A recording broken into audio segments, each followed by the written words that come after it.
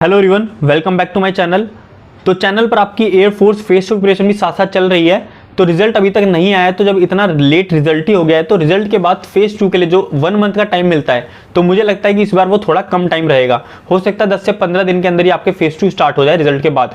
तो अगर आपको लगता है चांसेस कि आपका एग्जाम क्लियर हो जाएगा, तो अभी से आप फेज 2 और नेक्स्ट इनटेक की तैयारी, नेक्स्ट इनटेक या नेक्स्ट एग्जाम जो भी आप टारगेट कर रहे हैं, दोनों की तैयारी साथ साथ चालू रखें ताकि आपको रिजल्ट के बाद ज्यादा प्रॉब्लम ना आए। ठीक है, आज हम करने वाले जीडी टॉपिक नंबर 4 जो कि हमारा जुवेनिल क्राइम्स। तो सबसे पहले आपको क्या करना होता है, 30 सेकंड अपना इंट्रो देना होता है, उसके 30 सेकंड में आपको टॉपिक का इंट्रो देना होता है। तो जुवेनिल क्राइम्स, हो सकता है आप में से पहले ना पढ़ा हो किसी ने जुवेनिल क्राइम्स के बारे में, तो हर टॉपिक को थोड़ा थोड़ा पढ़कर जाएं, ताकि अगर थोड़ा बहुत ही पता होगा किसी भी टॉपिक बारे में तो आप थोड़ा बहुत तो वहाँ पे बोल पाएंगे जीडी में। ठीक है, अगर आपने कभी जुवेनिल के बारे में पढ़ा ही नहीं, आपको पता ही नहीं जुवेनिल मतलब होता क्या है, तो वहाँ पे दिक्कत आ सकती है। तो इंट्रो देखते हैं क्या है इसका। इंट्रोडक्शन में आप बताएं कि जुवेनिल क्राइम्स होता क्या है। तो जुवेनिल्स क्या होता है पहले ये बताते हैं। Juveniles mean children who have not yet reached the age of adults in the sense they are still immature. तो जुवेनिल्स मतलब वो बच्चे हैं जिन्होंने अभी तक अडल्ट की एज नहीं क्रॉस की है। अडल्ट होने की एज क्या होती है, 18+। तो वो बच्चे जिनकी उम्र अभी 18 साल से कम है वो जुवेनिल्स है। इन द सेंस हम कह सकते हैं that they are still immature, वो अभी तक ना समझ है। इमैच्योर मतलब ना समझ होता है। ठीक है, in recent times juveniles were found to be involved in most heinous of the crimes such as murder and gang rapes। तो रिसेंट समय में, अभी समय में हम क्या दे सकते हैं, जुवेनिल्स जो ये 18 साल से कम के बच्चे हैं वो भी सबसे गंभीर अपराधों में लगे हुए हैं। जैसे मर्डर, गैंग रेप्स की न्यूज़ हम सुन सकते हैं कि जुवेनिल चाइल्ड था जो कि 18 साल से कम था, उसने मर्डर कर दिया या गैंग रेप कर दिया, तो ये हम देख सकते हैं आजकल। तो it is disturbing trend and many expert believe that the present law is inadequate to deal with the situation.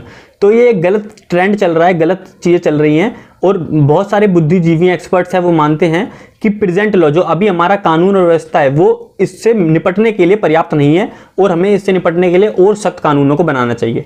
तो ये एक इफेक्टिव इंट्रो होगा आपके लिए। इसको में आपको याद क्या रखना है, जुवेनिल्स की डेफिनेशन बोलनी है, फिर जुवेनिल क्राइम्स में कौन से क्राइम आते हैं वो आपको याद रखना है, और हिंदी में बस याद रखें तो इंग्लिश में आप बोल पाएंगे।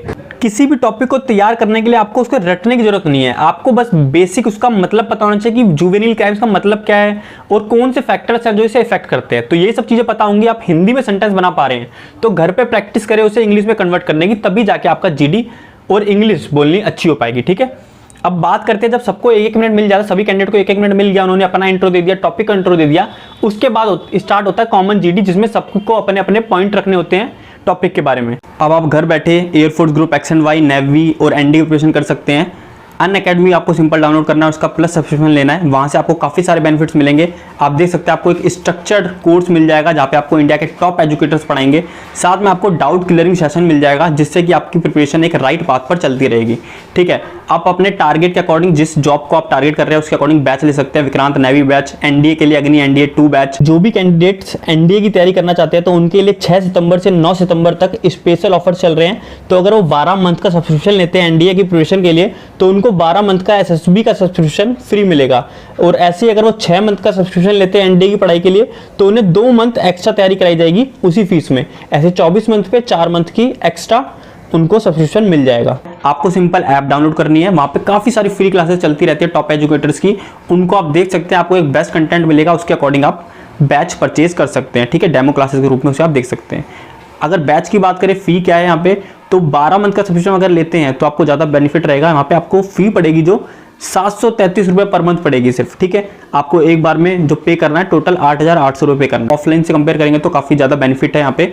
इसमें भी आपको एडिशनल बेनिफिट मिलता है, अगर आप मेरा कूपन कोड यूज़ करते हैं ज्ञानी 10 तो आपको ये फीस पड़ेगी लगभग 660 रुपये पर मंथ सिर्फ। ठीक है, और आपको कोर्स ये 8,800 की जगह 7,920 में पड़ जाएगा।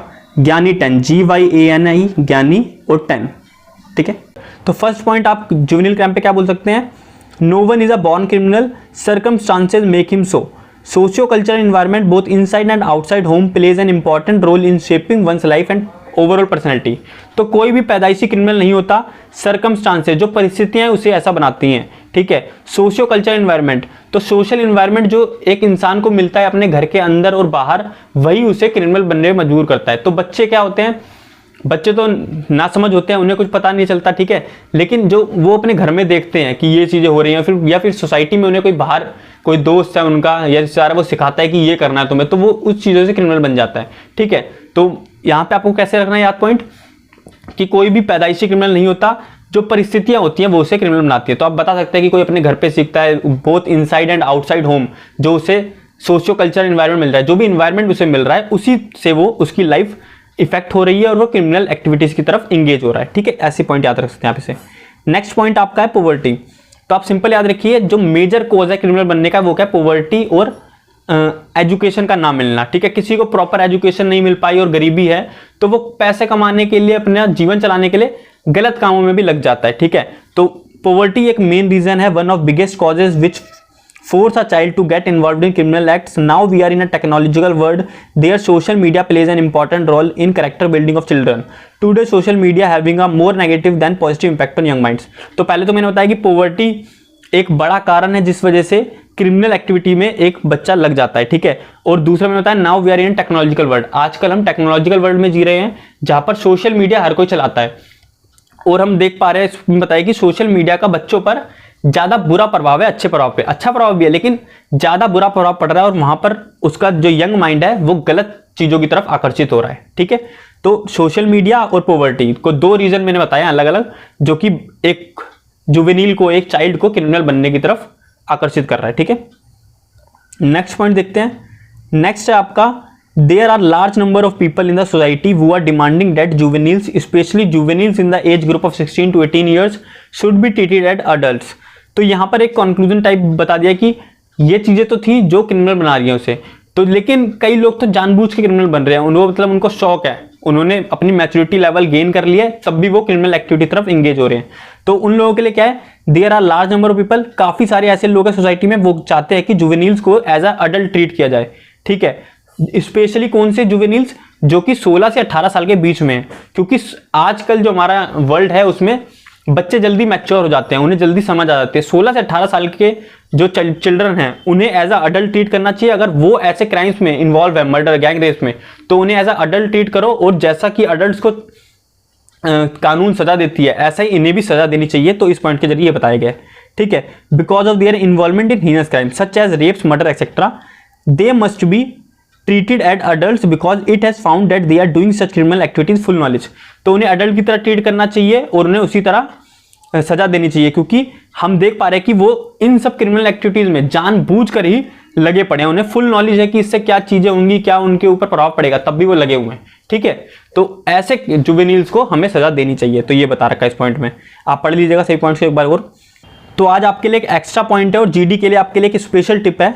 तो देखिए 4 नंबर पॉइंट्स में आप क्या बोल सकते हैं। 4 नंबर पॉइंट में I agree with chest number, जैसे किसी दूसरे कैंडिडेट ने कोई पॉइंट बोला, फ्रेंड हटा दीजिएगा यहाँ से, उसका पॉइंट आपको अच्छा लगा। ठीक है, उसने जैसे बताया कि चिल्ड्रंस को सजा देनी चाहिए, वो ऐसे क्राइम्स में इन्वॉल्व हैं, तो उसने एक अच्छा पॉइंट बोला कि भाई अगर वो पूरी नॉलेज के साथ किसी क्राइम में इन्वॉल्व है तो उन्हें सजा देनी चाहिए। तो आप उसका क्या समर्थन करें उसका, I agree with chest number, जो भी चेस्ट नंबर है वो बताइए। जैसे I agree with chest number 25, but लेकिन आपने सिर्फ एग्री मत करिए। अगर आप सिर्फ एग्री करके बैठ जाएंगे तो बिल्कुल बेकार प्रभाव पड़ेगा कि आपको खुद पता ही नहीं कुछ भी, बस आपने जो कोचिंग में सीखा है और आपने खड़ा होकर बोल दिया हाँ I agree with you, but अपना रीजन भी देना क्यों एग्री कर रहे हैं आप उसके साथ, या फिर एग्री करते हुए भी आप उसके विद्रोह में कैसे जा रहे हैं, वो मैंने बता रखा है इसमें। देखिए जैसे आपने बोला I agree with chest number 25 but we can not deny with the facts, जैसे उसने बोला है कि अडल्ट की तरह उन्हें सजा देनी चाहिए, तो आपने उसके पॉइंट को एग्री करते हुए काटा है कि but we can not deny with the facts that in this age child still has the possibility of getting reformed, कि मैं आपके पॉइंट से सहमत हूं लेकिन चाइल्ड की जो अभी एज है, जो चिल्ड्रन की अभी एज है 16 साल से कम का अगर चिल्ड्रन है तो अभी वो क्या है इमैच्योर है, तो अभी कहीं ना कहीं चांस है कि वो सुधर भी सकता है। तो यही बता रखा है कि भी उसके सुधरने के चांस है, we have to keep them in observation home, observation home में अभी हमें उन्हें रखना चाहिए और देखना चाहिए कि वो सुधर रहा है या नहीं सुधर पा रहा है। ठीक है, कभी कभी क्या होता है परिस्थितियों के कारण आदमी को गलत स्टेप लेने पड़ते हैं और क्रिमिनल एक्टिविटी में एंगेज होना पड़ता है। तो अगर मजबूरी से अगर किसी ने क्राइम करा है तो हमें उसे एक मौका और देना चाहिए, उसे ऑब्जर्वेशन होम में रखना चाहिए। जैसे कई ऑब्जर्वेशन होम बनाए जा रहे हैं गवर्नमेंट द्वारा जिसमें कि उनको सुधरने का मौका दिया जाता है जुवेनिल्स को। तो आप ये बता रहे हैं इस पॉइंट में, काफी अच्छा पॉइंट है। So it is the responsibility of society, तो आपने एज अ कंक्लूजन बोला इट इज रिस्पॉन्सिबिलिटी, सोसाइटी की रिस्पॉन्सिबिलिटी है कि जुवेनिल्स को ऐसी क्रिमिनल एक्टिविटी में एंगेज ना होने दे, to protect the child and reform the child. अगर वो गलत दिशा में जा रहे हैं तो इन्हें रिफॉर्म करें, सही रास्ते पर लाएं। तो आपने इस पॉइंट में टोटल क्या बोला, आपने बस उसका विद्रो कराया कि हाँ उन्हें सजा तो देनी चाहिए, लेकिन कई कैंडिडेट्स ऐसे, कई जुवेनिल्स चिल्ड्रंस ऐसे हैं जिनकी कि अभी कम एज थी, परिस्थितियों के कारण उन्होंने ऐसा कदम उठाया, तो उनको एक मौका और मिलना चाहिए, क्योंकि अभी एज है, वो सुधर भी सकते हैं और अपनी लाइफ को एक अच्छे डायरेक्शन में ले जा सकते हैं। तो आप ऐसा करके इस पॉइंट को याद रख सकते हैं। और ये जरूर बताएं कि गवर्नमेंट ने ऑब्जर्वेशन होम बना रखे हैं जहाँ पे कि उनको सुधरने का मौका मिल सकता है, और सोसाइटी की रिस्पॉन्सिबिलिटी बनती है कि बच्चों को प्रोटेक्ट करे और उन्हें सही दिशा में जाने के लिए प्रेरित करे। ठीक है, तो ये चारों पॉइंट है जुवेनिल क्राइम्स को लेके और इंट्रो था। आप एक बार इसको अच्छे से पढ़ें और पढ़ने के बाद आप एक बुलेट पॉइंट्स अपने दिमाग में रखें इसके, और क्या करें, शीशे के सामने पहले अपना इंट्रो दें 30 सेकंड का, फिर उसके बाद now I am going to discuss our topic which is juvenile crimes, और उसके बाद जो भी आपके मन में लाइंस बन रही हैं 2 मिनट का आप बैठे शांति से, और जो भी लाइन आपके मन में बनी उन्हें इंग्लिश में ट्रांसलेट करने की कोशिश करें, कैसी भी इंग्लिश बने, टूटी फूटी, उसे बोलने की कोशिश करें। जब तक आप गलती नहीं करेंगे तब तक सुधरेंगे कैसे? गलती करने से आदमी सुधरता है। ठीक है, सीधा कोई भी एकदम शेक्सपियर जैसी इंग्लिश नहीं बोलने लगेगा, पहले वो थोड़ा थोड़ा करके ही सीखेगा। ठीक है, तो प्रैक्टिस जरूर करें। थैंक यू, मिलते हैं जल्दी नेक्स्ट वीडियो में। अगर वीडियो पसंद आए तो लाइक करिएगा, शेयर कर दिएगा और चैनल को सब्सक्राइब कर लीजिएगा। Thank you.